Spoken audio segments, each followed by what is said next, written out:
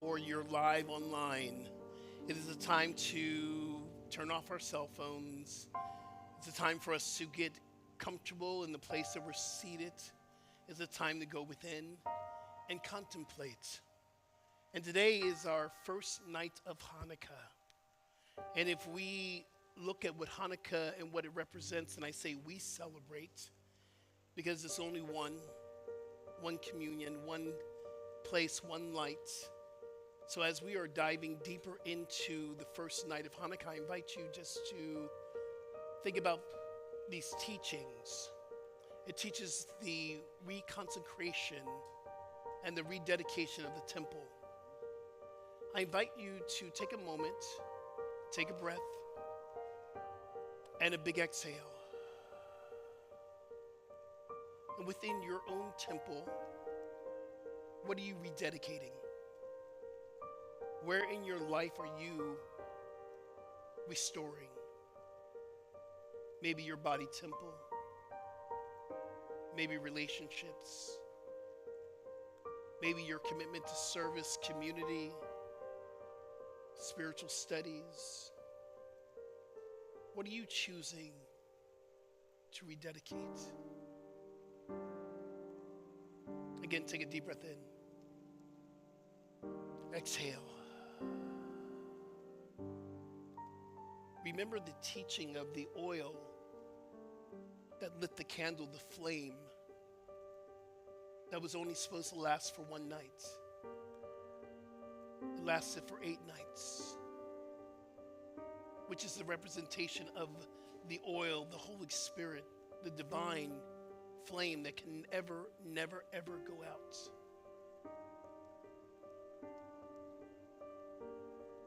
I want you to focus and be with this oil, this light, this candle, this flame. Feel this energy that can never, ever, ever be put out. Again, I invite you to take a deep breath in and a big exhale.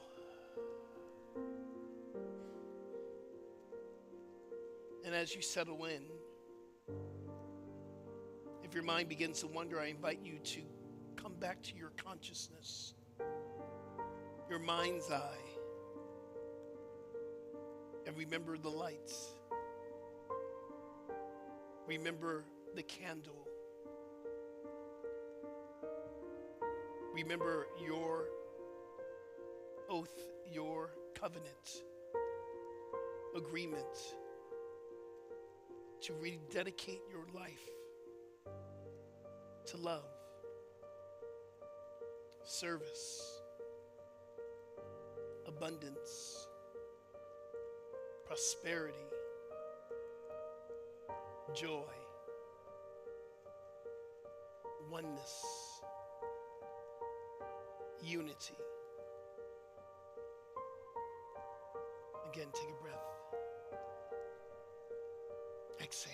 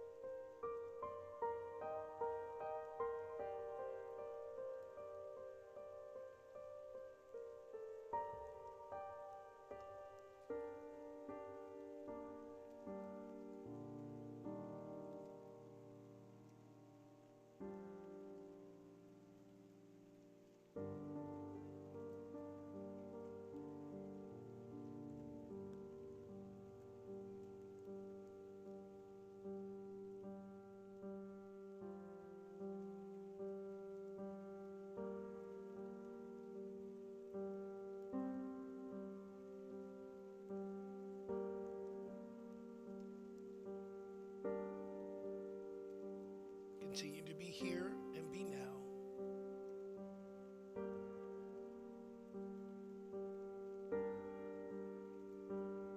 Come back to your breath. Come back to the flame.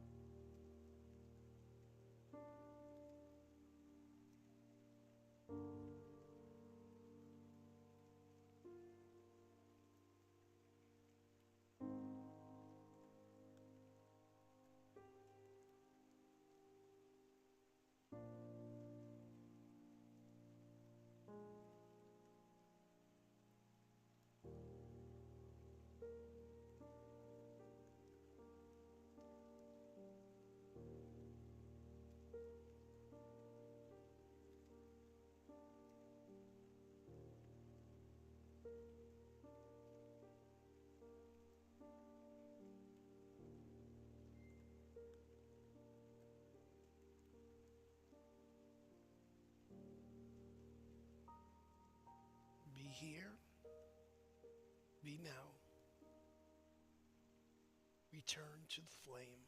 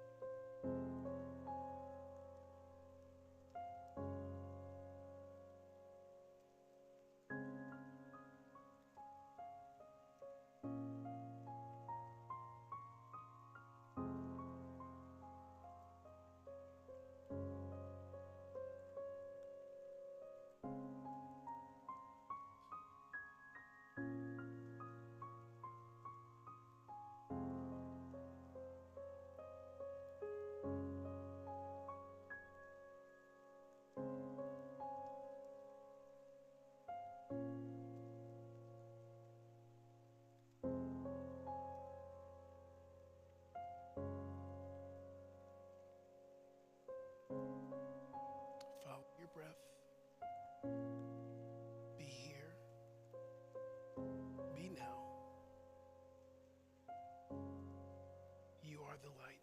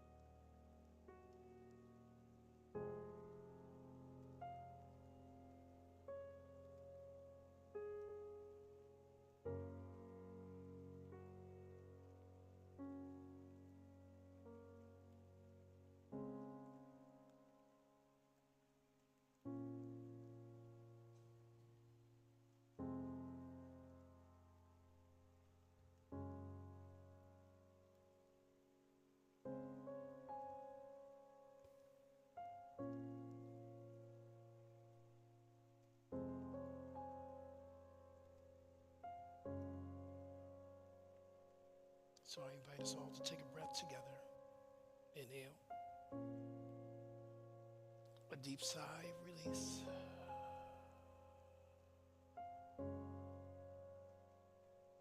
I invite you to bring this reading into your meditation. A blessing I wrote to celebrate Hanukkah. Beloved ones, as we celebrate this sacred festival of lights, I invite you to take a breath and remember the flame within you. Tonight, and on each night of Hanukkah, we honor the miracle of a light that could not be extinguished. A reminder that Spirit's presence is strong than any limitation, any fear, any darkness. May the first light bless you with faith, the knowing that even when the path seems dim, God is already illuminating your next step. May the second light bless you with courage, the strength to stand firm in your truth. May the third light bless you with hope, the quiet assurance that renewal is on the way. May the fourth light bless you with love, radiating from your heart into every corner of your life. May the fifth light bless you with gratitude, awakening you to the abundance already unfolding. May the sixth light bless you with joy, the deep abiding joy that comes from knowing that you are already one with Spirit. May the seventh light bless you with wisdom, guiding your choices, your voice, and your vision. And may the eighth light bless you with peace, the peace that surpasses all understanding, the peace that comes from remembering that the divine is your eternal source. May these lights remind you, you are the light. You are sacred. And so with our hearts open, together I invite us to affirm, we are the lights. We are the lights. We are the light. Take a breath. Exhale.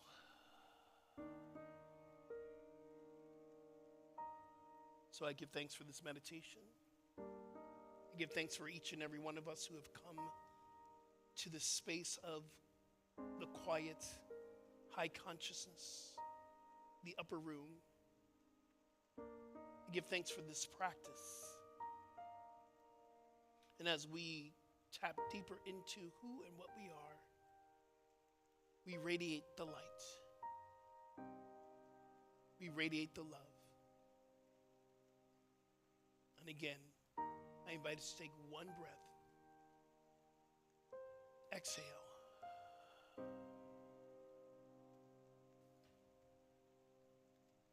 If you're in alignment with this meditation, this prayer, I invite you to say, and so it is. And so we are. And so we shall be. Ashe, Shalom, Aho, Namaste. And together we say, Amen. Thank you so much for joining us for our meditation service, and our celebration service will begin very shortly. Peace and blessings, everyone. Namaste.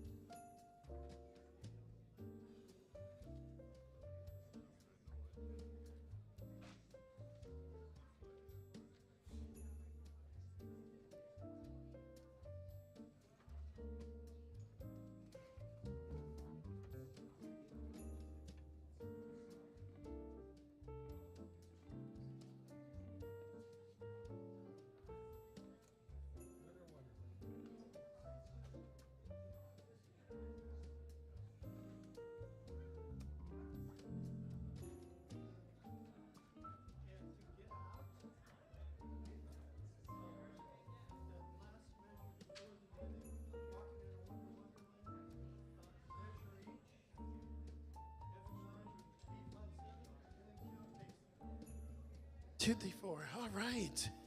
Only thing I need right now is this, and then I'll rearrange it later. We are about 30 seconds out. Happy holidays, season of lights, and happy Hanukkah. Happy Hanukkah. Good. I know, it's not. We are a go. So good morning, everyone. Welcome to North Hollywood Church of Religious Science, a oneness center for spiritual living. We're going to start off with a song, Beloved Community. I invite you to stand if you can and sing with us.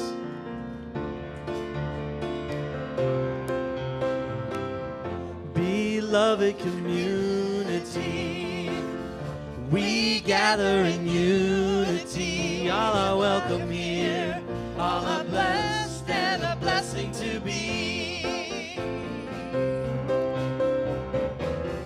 Beloved community, we discover divinity, recovering who we are in our beloved community. Doesn't matter where we come from, doesn't matter what we have done. All that matters is we're here now. An open heart, let Spirit work it out. Beloved community, we gather in unity. All are welcome here, all are blessed and a blessing to be.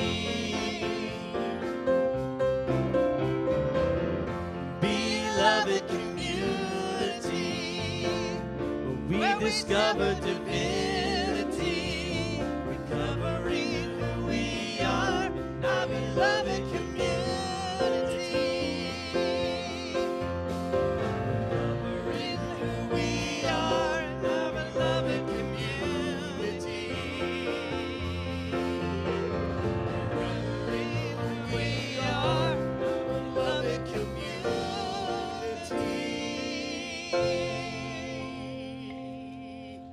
Yes. Good morning, good morning. I am so happy to see you all here. I am Dr. Sydney, and I am the spiritual leader of this community. That song is really wonderful. You know, there's this idea of recovering who, oh, please be seated. Unless you need to stretch your legs and all of that. There's this idea of recovering who we are, but part of that is that we are uncovering who we are. And many of us have this, the detritus, the stuff that we have gathered along the way, you know, the dust from the journey that we have picked up.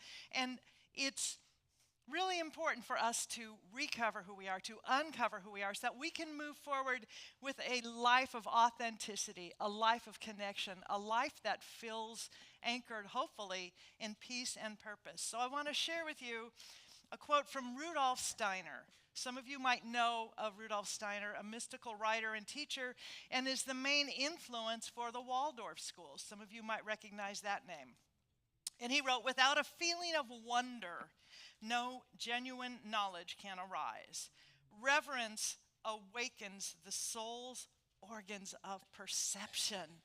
Isn't that beautiful? So in other words, when you and I experience genuine awe and appreciation of beauty, order, chaos, mystery of existence, the soul becomes still and receptive to spiritual impressions. We become receptive to spiritual guidance. So our purpose here as a spiritual center is to absolutely support you on the journey that you are traveling, regardless of where you are on the spectrum of politics, of age, of culture, of color, of gender. Any of that, wherever you are, whether you are of religion or no religion. And frankly, those people who gather here with us who've not been so encultured by religion tend to have an easier time going, oh, you mean I'm not a sinful being, I'm not a worm of the dust? Okay, well, I can get that. I can be with that. In fact, our Christmas service this year, the whole theme is about born in original blessing. So wherever you are on your path, I know, right? Wherever you are on this journey, we are so glad that you are here because we are a tapestry of great variety. We are woven together, and it makes so much glory when we can simply be who we are, where we are, and love everyone where you are and who you are. So thank you so much for joining us. We are a social media friendly community. We would love for you to take pictures, share video, post, and all of that. Make sure you turn the volume off on your devices, and I'll see you on the other side. Have a good service. Well, good morning, everybody. Hi there. I'm Ed Rubin. I am a licensed professional practitioner here at NHCRS. And as we prepare to dive into this service, please check that your cell phones are on silence. And I also want to welcome our live streamers. We would love to know where you are, so go ahead and enter your location into the chat. Now we're going to pray. Right here and right now, right here and right now, right where we are in this very room, in this sanctuary, God is present. Love is present. Peace, serenity, goodness, kindness, all here right now, right where we are. I know that Spirit is present because Spirit is creating everything. And this service and this community is part of that. We are creations of Spirit. Within us is the beautiful love that is Spirit itself. We share this with all beings everywhere. Everywhere. So knowing this, I just affirm right now that this service unfolds perfectly. It is beautiful. It is blessed by God. It is blessed by our presence here. Each and every one of us, an amazing individualization of Spirit. Each of us in our own way.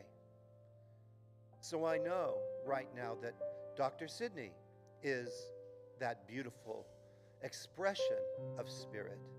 That Spirit flows through her out to us, and we open our hearts and our minds and we receive the message of clarity and goodness that she provides through God. How wonderful is that? So I just give thanks for this. I say thank you, Mother, Father, God, that blesses us right now with each other here in community. We are a light in the world. I release my word into the law and love that is God itself. And together we all say, Amen.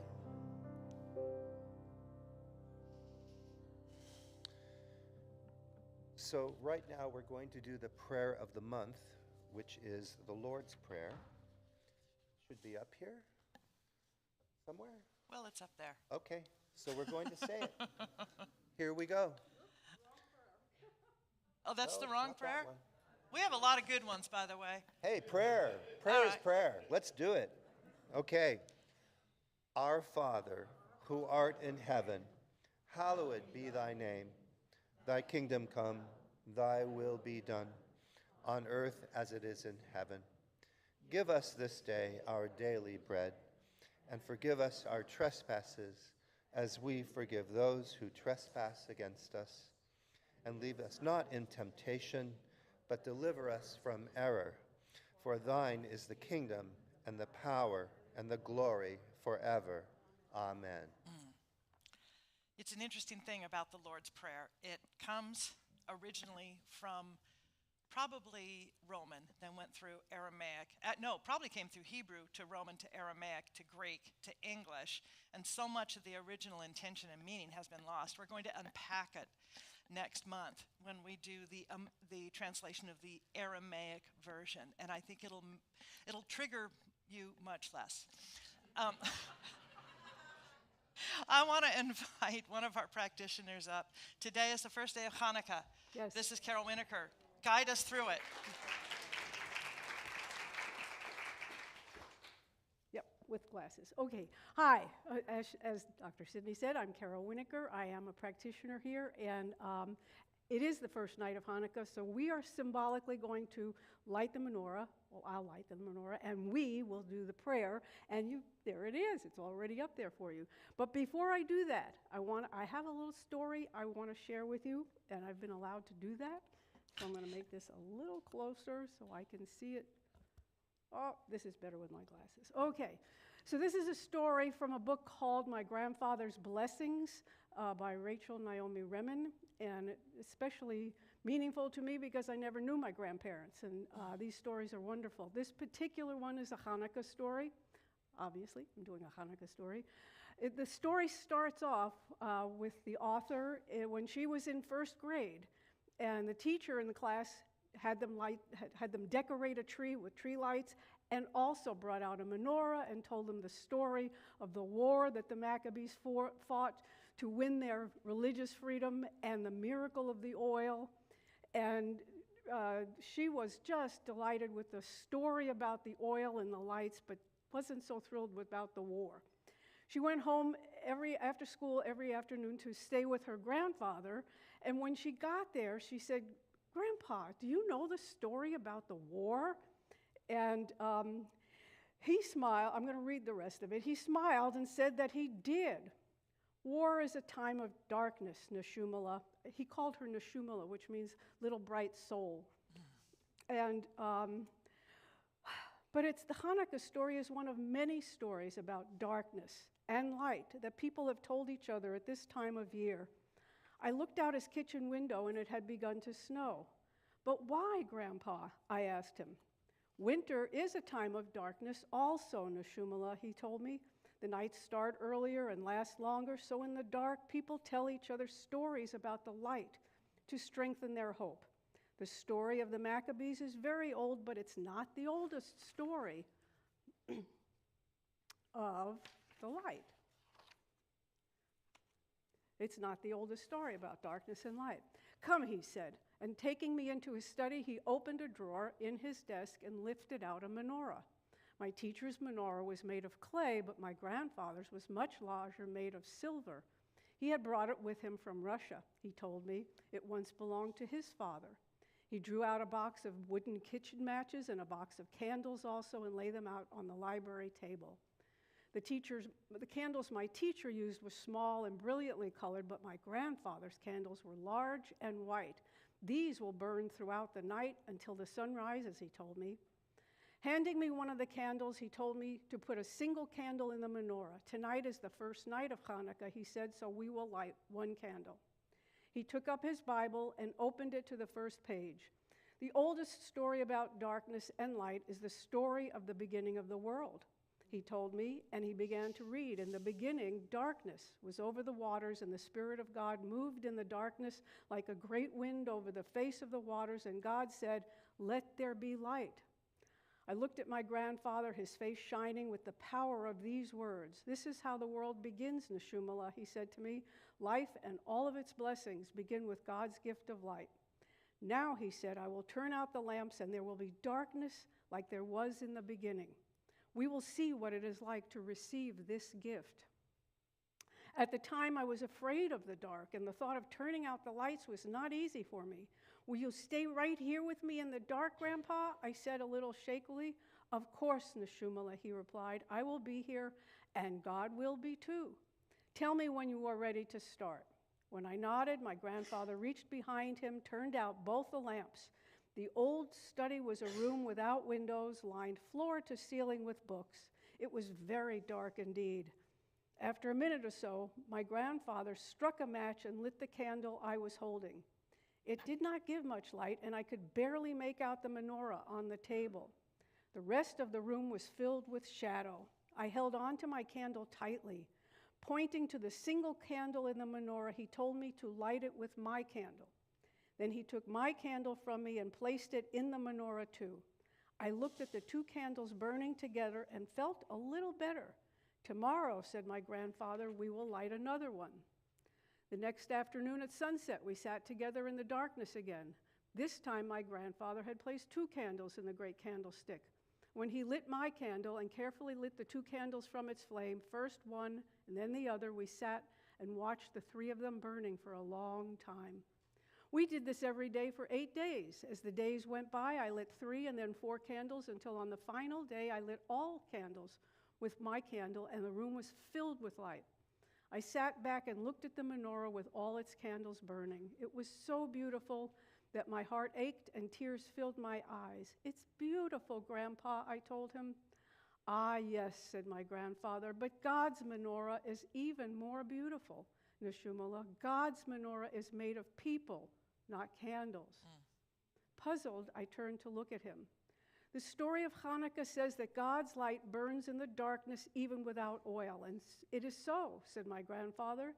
That is one of the miracles of the light, but there is more. There is a place in everyone that can carry the light.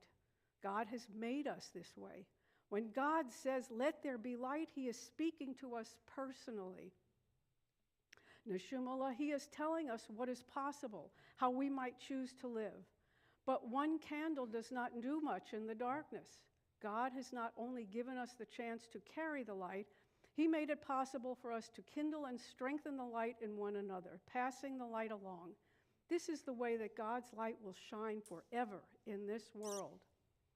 After many years, I have found that often we discover the place in us that carries the light only after it has become dark. Sometimes it is only in the dark that we know the value of this place. But there is a place in everyone that can carry the light.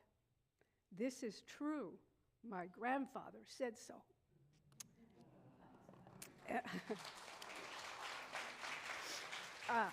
I've read this so many times, it always gets to me. Okay, so the words that, if you know this prayer, say it along with me. And if you can try and read the transliteration, which is in the middle, that would be great. So I'm going to light the menorah now. 1 candle for tonight.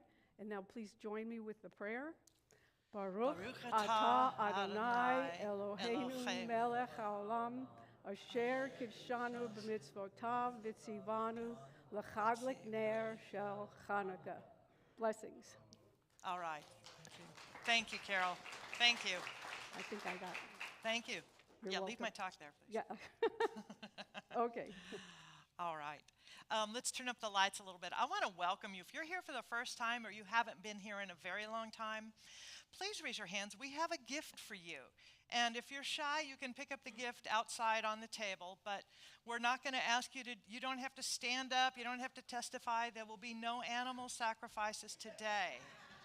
So please raise your hand. We do have a gift. There's no obligation in your receiving of it. Anybody else that would like to have? We have one in front, please. Carmine, there's another gentleman here. Oh, okay, great. Thank you very much. Anybody else? Did we miss anybody? All right. So we want to welcome you. We have a blessing that we like to say. And I think it's up here. There it is. We're going to say this for you. We see you, we bless you, and we welcome you. And if this place works for you, wow, we invite you to stick around, come back, find out more about us. You can go to our website. You can talk to people on the patio. We talk to people on the patio. You can please go to our welcome table, find out what we do. We have classes. We have so many wonderful events that are ongoing and also coming up, and we would love for you to find a place in this community that works for you. Now, if it doesn't work for you, please, please, please keep searching. Everybody is worthy of and deserves to have a spiritual home and to be able to take somebody else's hand or have somebody else take your hand as you walk this path. So we are glad you are here. I believe we're going to stand and sing now, right? One of my favorite Christmas songs ever. Go tell it on the mountain, over the hills and everywhere. Go tell it on the mountain that Christ within is born. That Christ within is born. While shepherds kept their watching over silent flocks at night, behold, throughout the heavens there shone a holy night. So go tell it on the mountain, oh, ever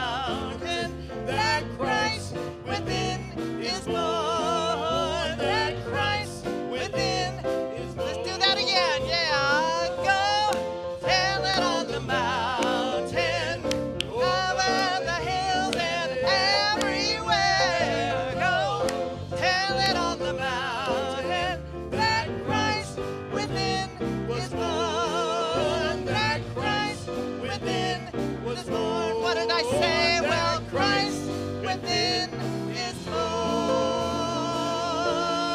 Within is born. Yes. Come on now. All right, all right. So we're going to take a moment to walk around, say hello, offer a hug, a handshake, a little namaste. We'll see you in a couple of minutes.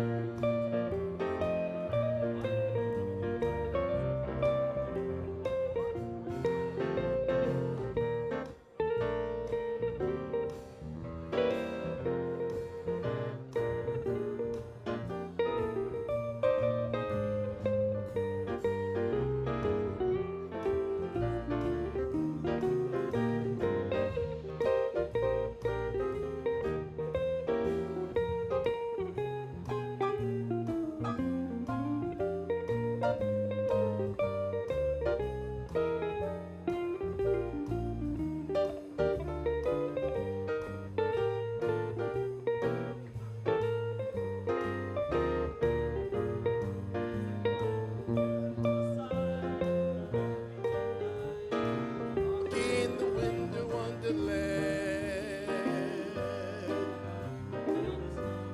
snowman.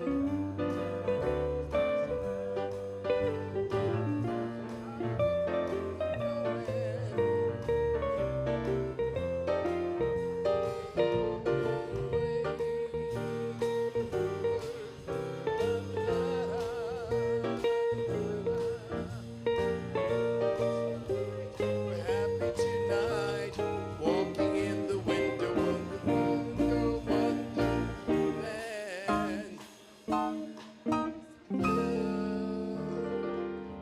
Jazz hands. Thank you. Jazz hands. Yeah. All right.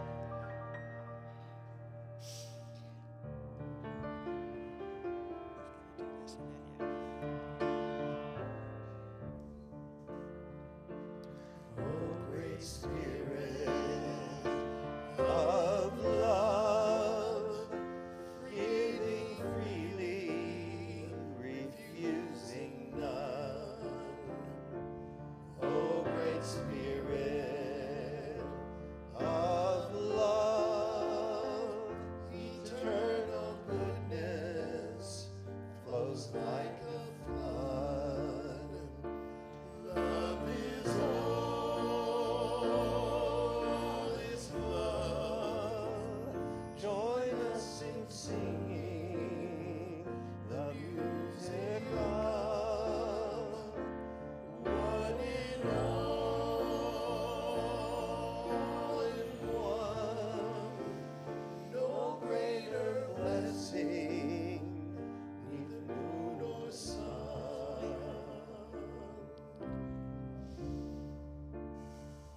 No greater blessing.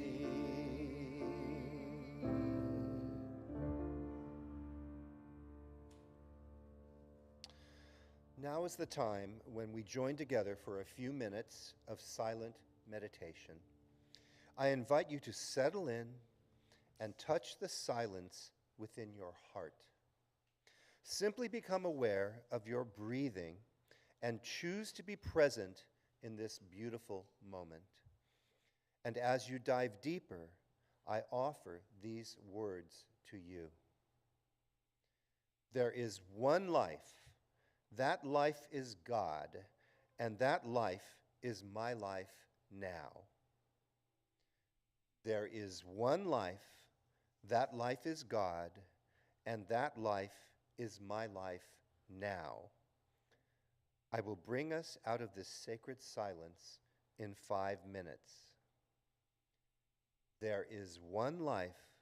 That life is God, and that life is my life now.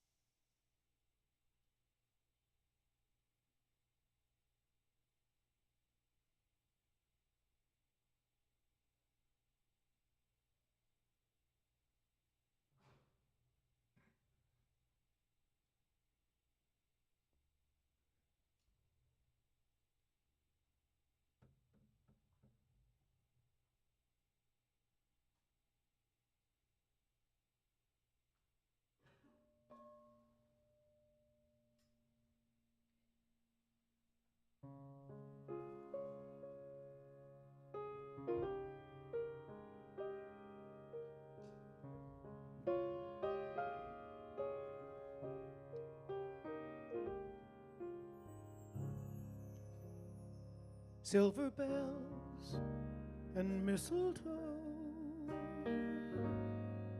smiling faces, hearts aglow. Love is everywhere you go. It's that time of year.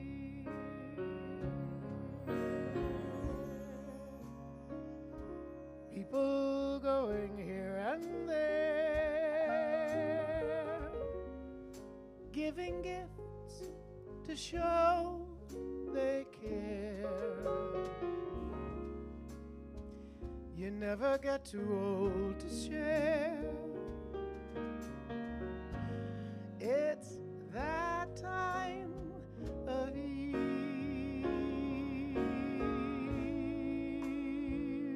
Hear the children singing.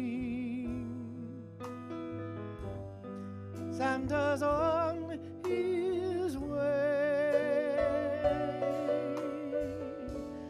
They know soon he'll be bringing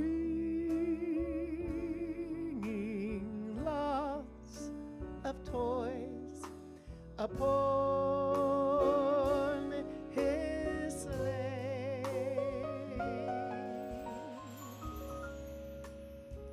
Decorate, put up the trees,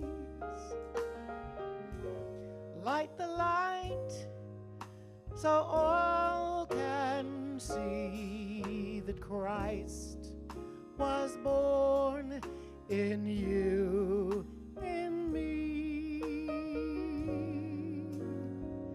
It's that time of year.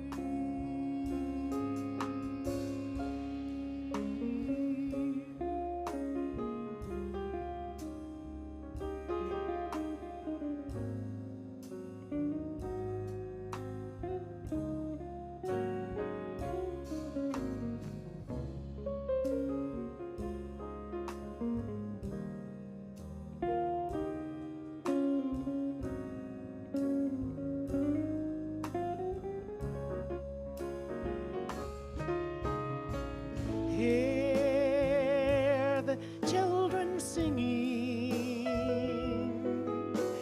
Santa's on his way. They know soon he'll be bringing lots of toys upon his sleigh.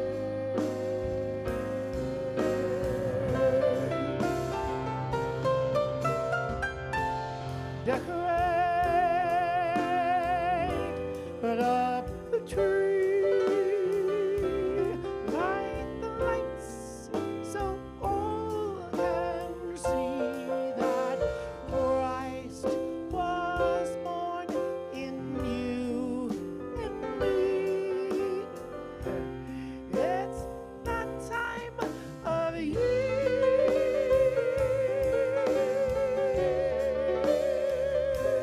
That's Merry Christmas time of year.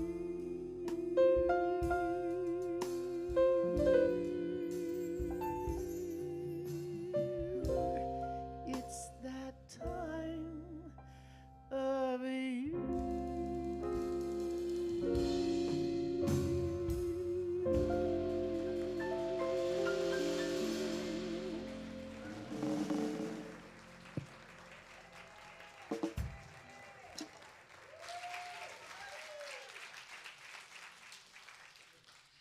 It wouldn't be Christmas without you.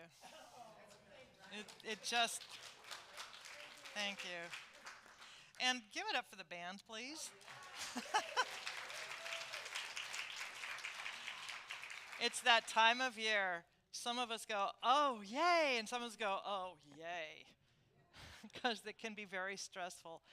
Today we are talking about light and being a light bearer. Now, last week we brought into this tradition of celebration, something that had not been brought into this community before. And many metaphysical and New Thought communities do not do this, but I had been studying with someone who began to give me a deeper metaphysical lesson, and that was all about Advent. And so the tradition of Advent is about bringing forth the gifts within us, cultivating them, and bringing them forth into our life, into our thinking, into our world, so that we might be a greater experience of love, of peace, of light, of whatever that gift is. Now, it's an interesting thing because this word God, that G word, is something that many of us have packed up, unpacked, interrogated, not interrogated. There's a lot with it. And so what I want to offer you is when you hear that word, translate it. The word for you might be light. It might be love. It might be life. It might be great universal spirit, Gus. It might be anything. That thing that represents the name and nature of the infinite divine truth that you are within here. So find that language so that in the resistance to a word, you don't miss your transformation. You don't miss your gift. So a couple of weeks ago, the first day of Advent would have been, and we didn't have a chance to celebrate it that day because I just made a decision after that, but the idea was hope. The idea was hope, because when we have hope, then it builds the possibility. I do this because I get scolded if I light candles, and our insurance people don't like it at all. So, but it builds faith. It creates the capacity for faith, which means faith is that thing that energizes us to move forward in the activity of preparation for that thing that we want, for that gift that we want, for that transformation, for that experience that we are looking to have, be it a new relationship, be it a job, be it abundance, be it health. But faith is that thing that is active and that we use it in order to lift us up to a higher way of being. Today we are all about the light. And this represents that eternal Christ light that is within us. Now, as you've heard me say many times, Christ was not Jesus' last name. Christ means anointed, awake, aware. And so that represents that light within each of us. Next week we will light that final candle, and it will be for joy. And boy, do we have some joy planned. Please, it'll be a family service, just as Christmas Eve will also be a family service. If you have children that you want to bring, please bring them into the service. There will be lots of music celebrating, and before the service is over, I have it on good authority that a large man in a red suit with a long white beard will be here with his wife and his minions. And they will be here for photo ops and all sorts of fun stuff. So please plan on joining us for that. So I love that we were able to celebrate, and we'll celebrate it again next week, Hanukkah, because it is about this idea of the light. And if you were here for the meditation earlier with Reverend Skip, he talked about what each light, which each candle represents. And years ago, I remember hearing a rabbi say that the candle that we use to light each of the other candles on the menorah is called the Shema. Did I say it right? Shama. Shamash. Tell me how to say it. Shamash? Okay. The Yiddish? What's it? Okay, because I had heard the Hebrew was Shama. Okay, I'm going to go with the Hebrew. Although Yiddish is a lot more fun. If you've never studied Yiddish humor, this is your invitation, because it's a lot more fun, truly. But so the idea is that Shema is what lights the other candles. You and I are called to be that Shema. We are here to be that light, to light other candles, to light other people, to help them find that light in this season, which the days get shorter, the nights get longer, and yet we are called to celebrate with light. So the idea here is being a light bearer. Now, many of us come into these teachings and we feel right at home, even though we've maybe never been in a unity or a religious science, a CSL center before. We sort of go, wow, this feels just like home. I want to know more. And it's an interesting thing, because what we do is we teach people how to work with a principle that is all about belief and thought. That which we have believed is that which is creating our lives. Cause and effect. Karma, you might call it, except that we approach it proactively.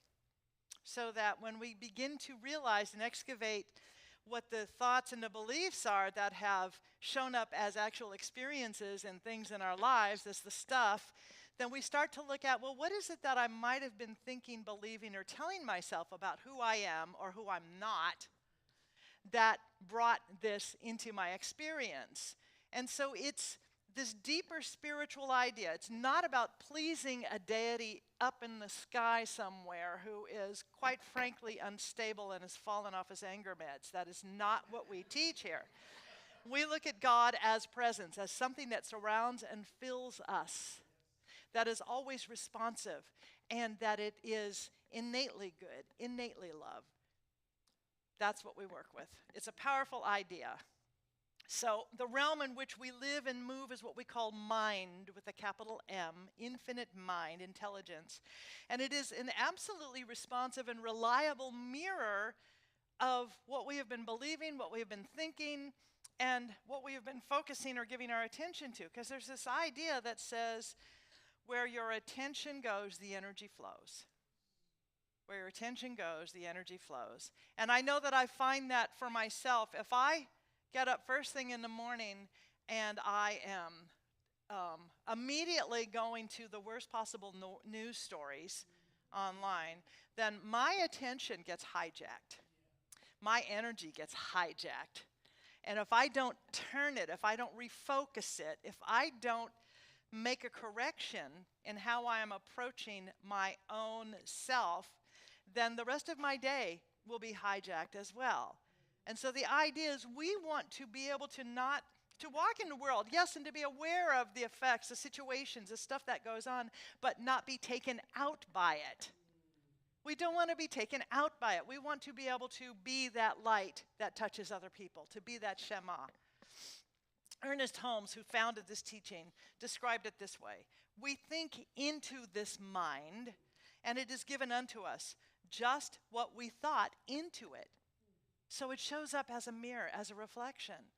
And he always taught that if you really want to know what's going on in your thinking, take a look at the life around you. If things are harmonized, if they're working out well, congratulations. If you're feeling like they're not, then it might be time for a reset, for an examination, or to really begin to, in a disciplined way, move into constructively working with the beliefs that you want to have. Now, many of us grew up with beliefs that we don't want to have. And that's what I said earlier about some of us who might have grown up with a lot of religiosity. There's a lot of baggage to unpack sometimes. And someone who didn't grow up with that, perhaps less of that attention, or an atheist, it's not about all of these suitcases. It's more like a fanny pack that has to be unpacked. It's so much less of the baggage that you get to interrogate and look at. Not always, but usually so. So we work through classes, teaching, community, all sorts of stuff, events, and we explore the beliefs that have been residing within us, and we look at how those beliefs and thoughts and how we regard, again, it starts with our own sense of divine worthiness, how that has influenced and created our lives. So, for example, if your predominant ideas and beliefs are telling you that you are unworthy, that you are unlovable, chances are really, really good that the life you are experiencing has pain, has frustration, fear, helplessness, hopelessness, brokenness, some elements, not always, but you might have that sense sometimes of resignation. Conversely, though, if you grew up with a deeply anchored knowing of your worth, which is what we do for our kids, and it's what we do in our classes, because if you didn't get that, then we want to help you get that, and not according to what I interpret, but according to what is right for you, okay? We are a dogma-free zone, just so you know. We don't do dogma. It's too much work. But if you grew up with a deeply anchored knowing of your worth, your value, your uniqueness, and your lovability, your life probably feels rewarding. It probably feels good. Probably feels like a life that's yours, that you want. The spiritual truth that we explore is, how do you want to live now? What are you believing now? What are the thoughts, the habitual thoughts that are going on in your daily routine? Because those are the blueprints that create your life tomorrow. So we want to look at that blueprint. We know that within us is this divine spiritual blueprint because we are created and we come from a spiritual source. And we are not just the reflections. I like to say we are the franchises of that. So what is true about God or source or spirit or love or light, whatever that word is that you use, whatever is true about that is true about you and me. In fact, I know it's the most true thing about you. So the idea I'm choosing to play with today, as I said, is light and how to be a light bearer. And it might seem like a tough assignment if you're in darkness. And the holidays can bring darkness. They just do, because our hearts tend to be more vulnerable. We tend to be more open. And we also tend to think more about those people that we've lost, those experiences maybe that didn't work out. And so the paradox of that can be quite interesting to hold. It can be difficult to hold. That's why community is so important, because I guarantee you that no matter what it is that you're going through today, there's someone else in this room, and probably more than one, who's going through the very same thing. There is such a value in shared community, shared story, shared life. So the growth path that we are on is not straightforward. It's not an upward kind of thing. It's a spiral, which means we go up and then we sink a bit. We go up, we sink a bit, maybe not as much as before. We go up, we sink a bit. And that is how growth looks. That is how health returns, how life returns. And I believe that our lives, our bodies, are always seeking to return us to a place of balance, to a place of spiritual perfection, of wholeness. You know, the other day when I was making turkeys for our feast, I burned myself. The moment I did that, I got to tell you, I know that every cell in my body, everything in my body went on alert to feed health to this little injury. The white blood cells got together. The red blood cells got together. Everything got together to heal. And healing happened before I even had a chance to go, oh man, it was already taking place. In the mind of God, there is no large, there is no small. Now that's hard for us to understand, but this little injury here is no greater, nor is it any smaller than the diagnosis that you might have gotten from your doctor last week. Because in the mind of God, all is wholeness, and everything seeks to return us to a knowing of wholeness, of knowing ourselves as divine beings. So that's why we say, with God, nothing is impossible. With faith, nothing is impossible. And whether you know it and you are someone who says, with God, nothing is impossible, or you just have this innate knowing within yourself that there's something greater going on, nothing is impossible. Nothing is impossible.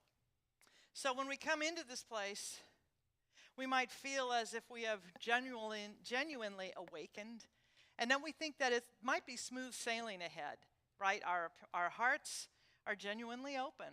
But here's the thing. Apparently, the decision to evolve, and I really hate this part, doesn't immunize us from the experiences and, holy cow, the people that are so incredibly, annoyingly, and completely unevolved. What is that about? Jesus. In the Course of Miracles, there's this wonderful idea that basically says, when we commit to be more loving, more compassionate, more patient, and more, what would Jesus do? What would Buddha do? We commit to do that in our daily lives. And everything that is not that love, that compassion, that joy, that Buddha-like or Jesus-y stuff, it comes up for healing. So it immediately comes up. And again, it's like, what? What?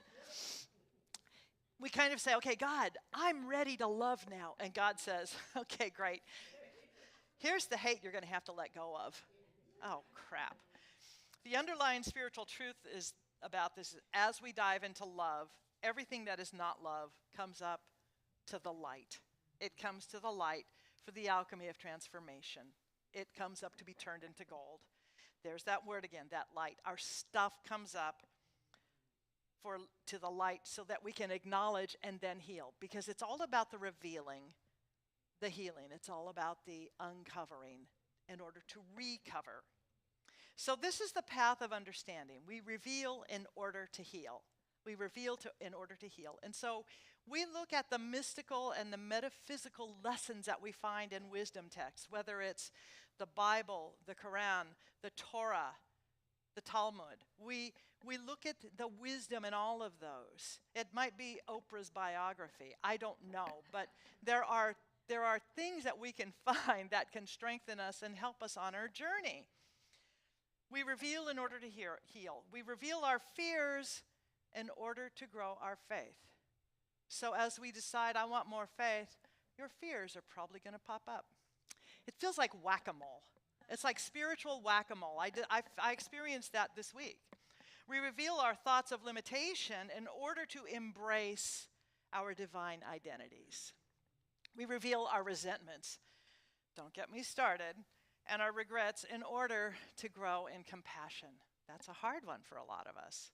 That's a hard one because we've got to give up our judgment. We reveal that bitterness and the judgment that we might have in order to become more peaceful, more loving, and more connected. Because it's the idea, there are two ideas here, that when we are holding judgment, when we are holding resentment, we are unforgiving, and this is something that we hear in recovery all the time in the 12-step programs. When you are holding that, it's like you drink poison and expect the other person to die. It does not work that way. Because anything that we are holding here shows up as us in our lives. And there's a rule, there's a law in physics that two things cannot occupy the same space at the same time.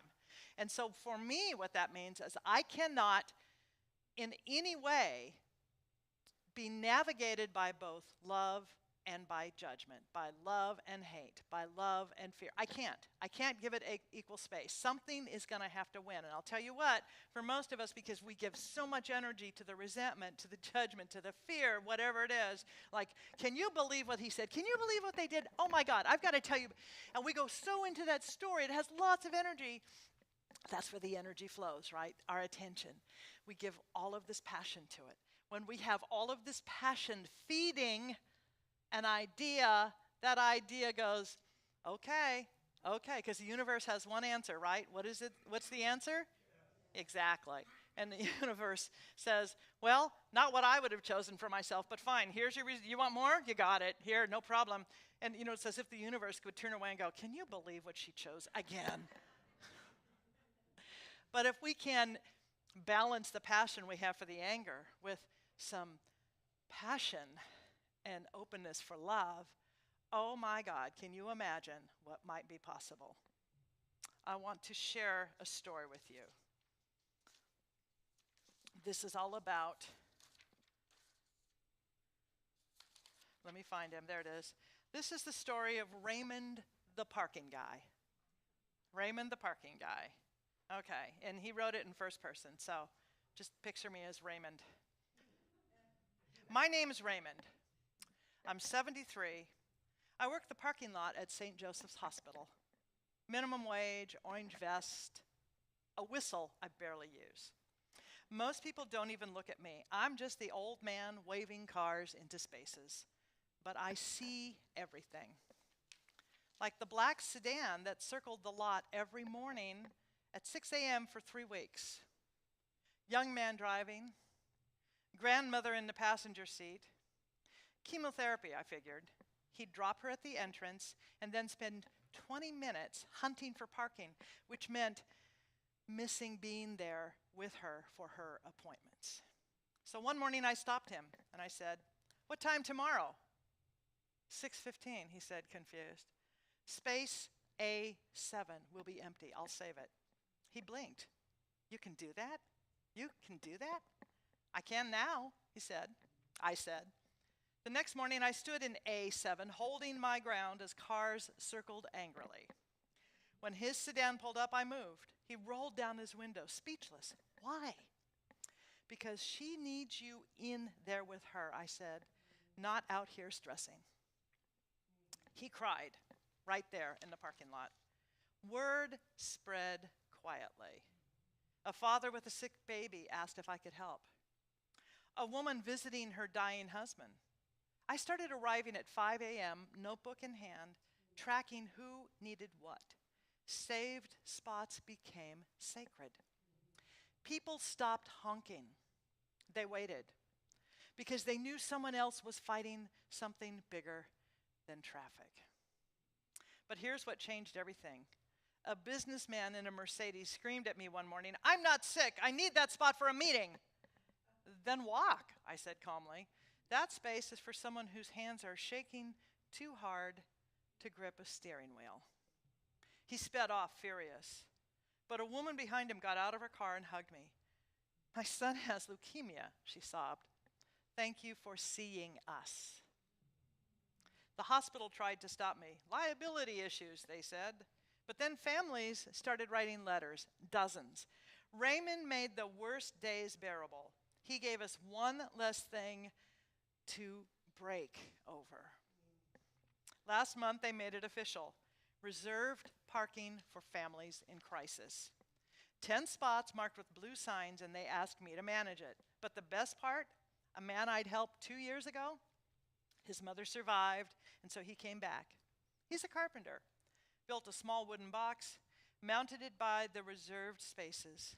Inside, prayer cards, tissues, breath mints, and a note. Take what you need, you're not alone. Raymond and friends. People leave things now. Granola bars. Phone chargers. Yesterday somebody left a hand-knitted blanket. I'm 73, I direct traffic in a hospital parking lot. But I've learned this. Healing doesn't just happen in operating rooms. Sometimes it starts in a parking space when someone says, I see your crisis.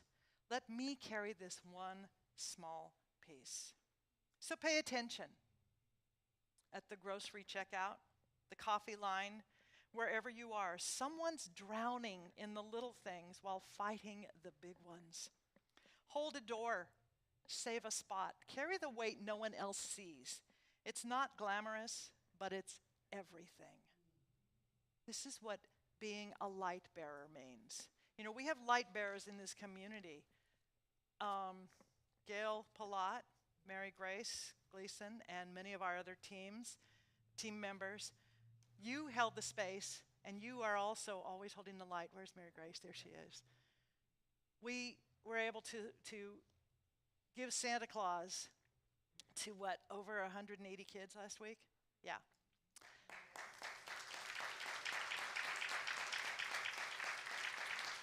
That's because you are a light bearer. Mary Grace is a light bearer. And Mary Grace broke her wrist, so she can only bear the light with one hand now. But she's doing it. And the people who joined them on that team are all light bearers. It was an amazing thing to see these children. One little girl with a little pink bicycle. That was so sweet. And another kid with a bigger bicycle. And this community, we are the light bearers. We have light to bring.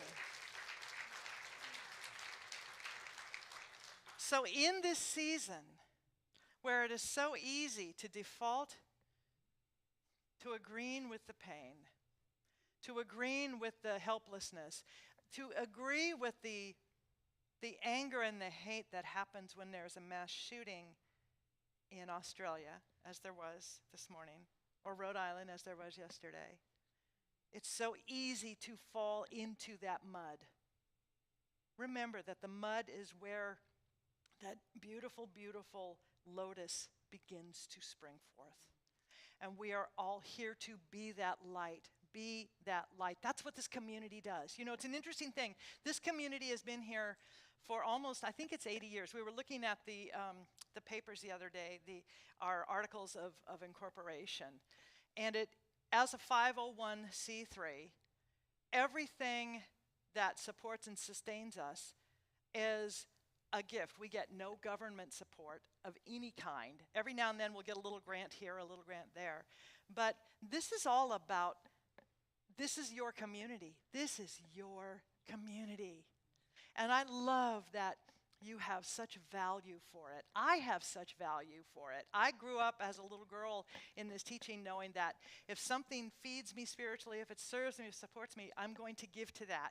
And not just because some old outdated idea of God loves a cheerful giver. That's BS, by the way.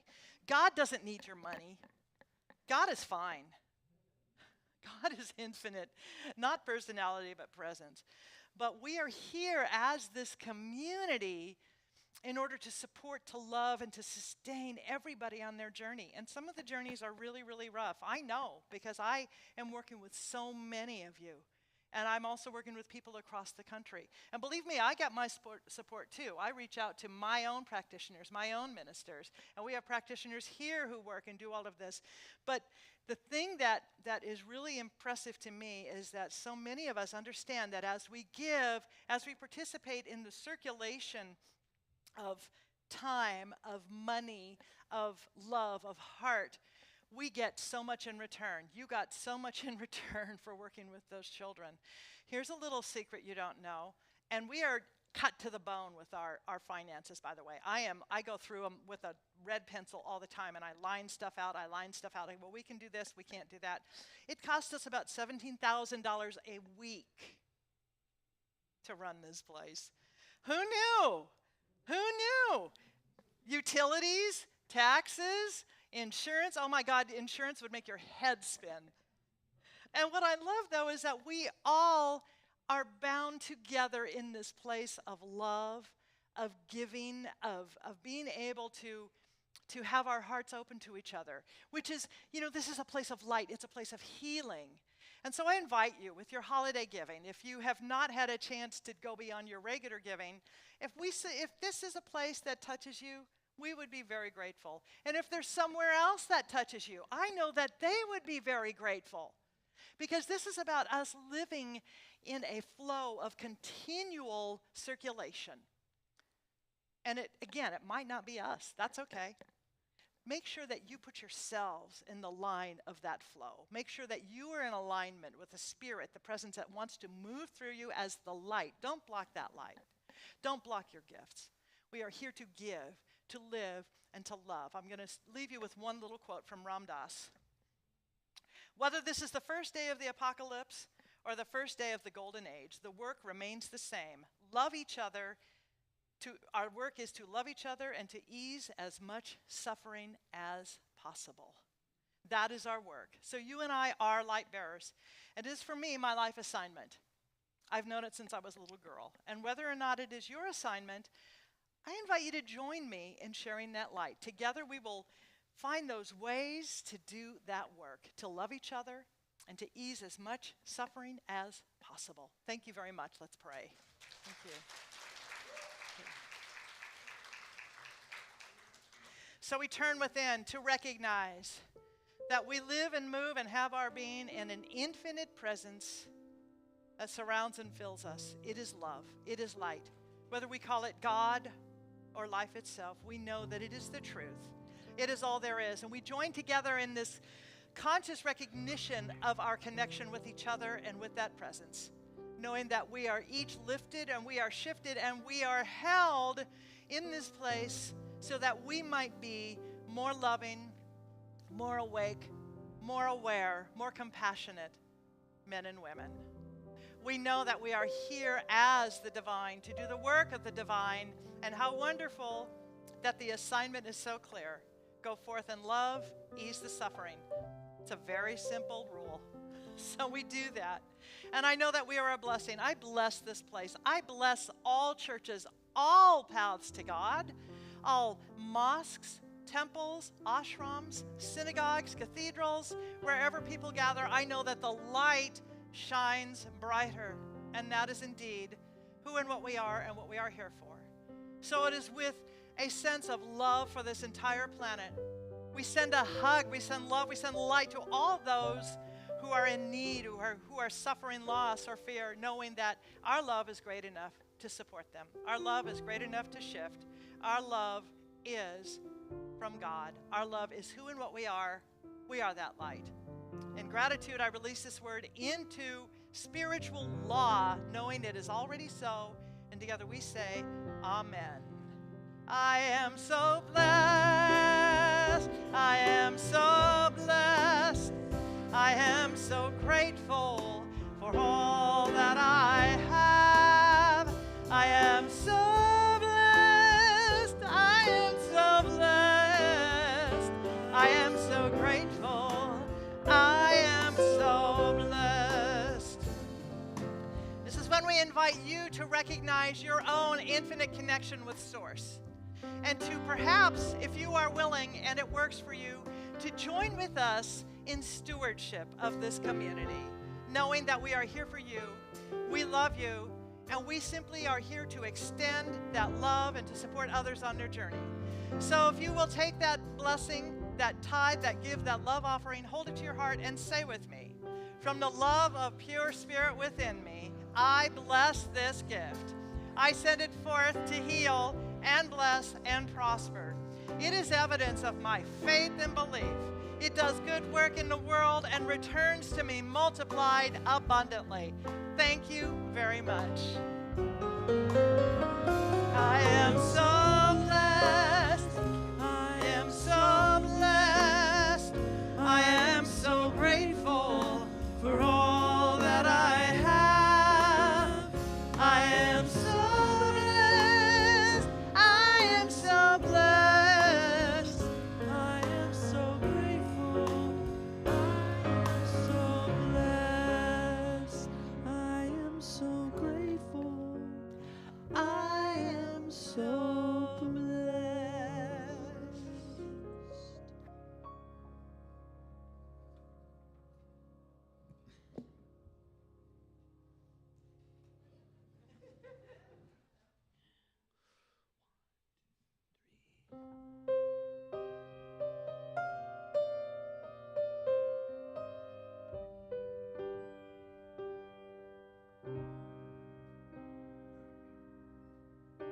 We three kings of Orient are bearing gifts. We traverse a far field and found more and mountain following yonder star.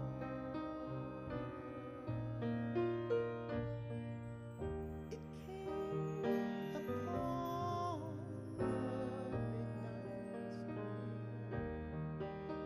that glorious song of old, from angels bending near to touch their harps of gold. Peace on the earth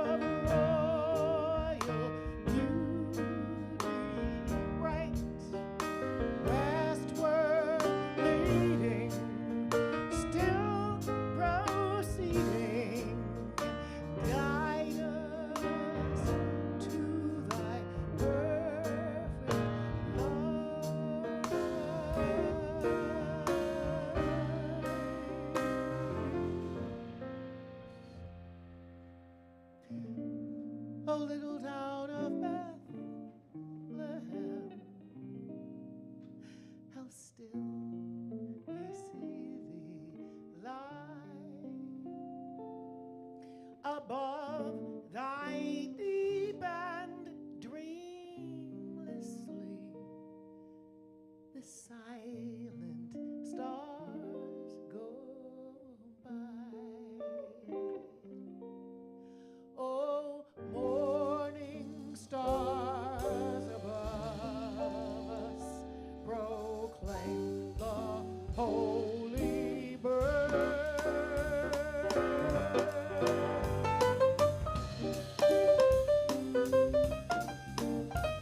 What child is this who lay to rest on Mary's lap is sleeping? Whom angels greet with anthem sweet, while shepherds watch our keeping.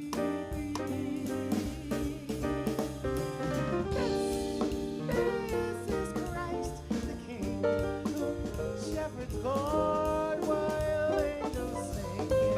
Haste, haste to bring him, Lord, the babe, the Son of Mary.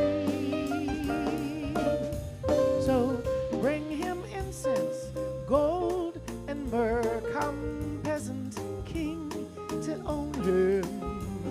The King of Kings salvation brings. Let loving hearts enthrone him.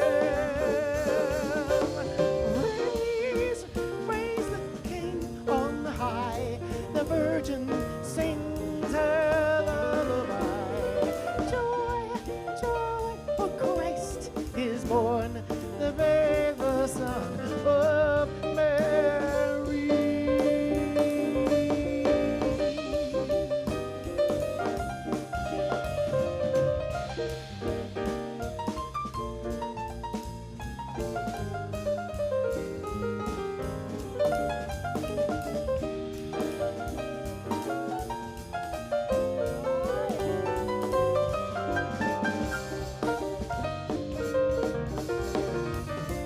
Raise, raise the song on high.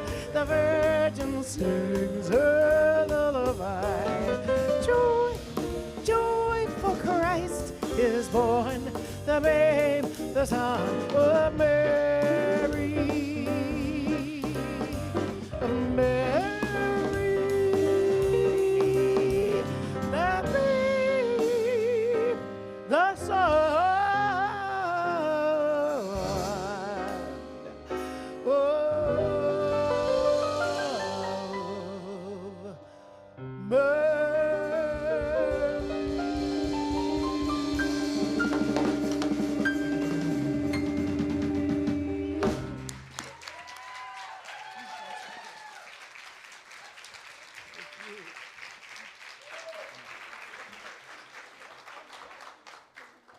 Our kids are here. Yay! Wow. Have a seat, guys. Well, can have a thank you, Sherry. You are a national treasure, I have to say. Can I be your elf? Scary. Anyway, here we are. Announcements. Here we go. If you are new and you want to know what's going on here, visit our welcome table. It's right outside on the patio. And you can easily make a one-time or recurring donation to our church through our text to give number, our QR code, or through our website, nhcrs.org. Thank you very much for that. Prayer with a practitioner is available after the service in the sanctuary and on Zoom. Please leave the sanctuary quietly after the service to allow for sacred prayer.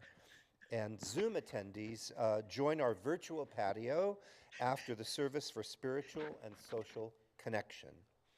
Every Sunday at 10:30 a.m. and our junior church is open. Babies, kids, and teens are all welcome. And you can sign in for children. That starts at 10 a.m. The Wednesday Wake Up with Reverend Skip Jennings this Wednesday at 7 p.m. Join Reverend Skip for the Christ Consciousness and the Miracle of Hanukkah. The Good Gossip Club with practitioner Nikki Svara meets today at 12:15 in the junior church, and all are welcome. So we have December dates to remember. Sunday, December 21st, visit from Santa and wear your favorite holiday sweater day. I'm going to wear my ugly one. Yeah, I thought it was all ugly. Well, ugly is in the eye of the practitioner beholding it, There right? you go. No, we're very inclusive. It's all woke. So, whatever sweater you choose is the right one for you. Okay. Perfect. I love it. So, sorry. Wednesday, December 24th, Christmas Eve candlelight lighting service at 7 p.m. Sunday, December 28th, regular Sunday service with Reverend Skip Jennings. And then Wednesday, December 31st, obviously New Year's Eve, there's no service. Okay, so sign up online for these amazing January classes and workshops. Number 1, Living an Inspired Life, Your Ultimate Calling with Dr. Lehman Steen. That starts January 6th. Number 2, kick off your New Year 2026 workshop with ministerial students Matt Pleskovic and Michael Tatlock starts January 8th. Number 3, Prayer and the Nature of God with practitioner emeritus Catherine Christie starts January 10th. So mark your calendars. Thursdays beginning January 8th, Sacred Movement with Reverend Skip Jennings at 1 p.m. in the sanctuary. Our newly remodeled bookstore is open after the service. Be sure to check it out and do some holiday shopping. Zoom meditation meets Monday through Saturday from 7:55 to 8:15 a.m., and we will meet on Christmas Day and New Year's Day. Please join us. Anyway, visit our website for everything else. There you go. All right, let's stand and sing. Practitioners, come forward.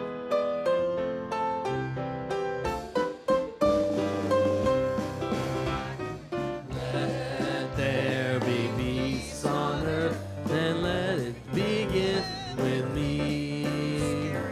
Let there be peace on earth, the peace that was meant to be. With God as our Father, loved ones all are we. Let us walk with each other in perfect harmony. Let peace begin with me. Let this be the moment now. With every step I take, let this be my joy as well. To take each moment and live each moment in peace eternally. Let there be peace on earth, and let it begin with me.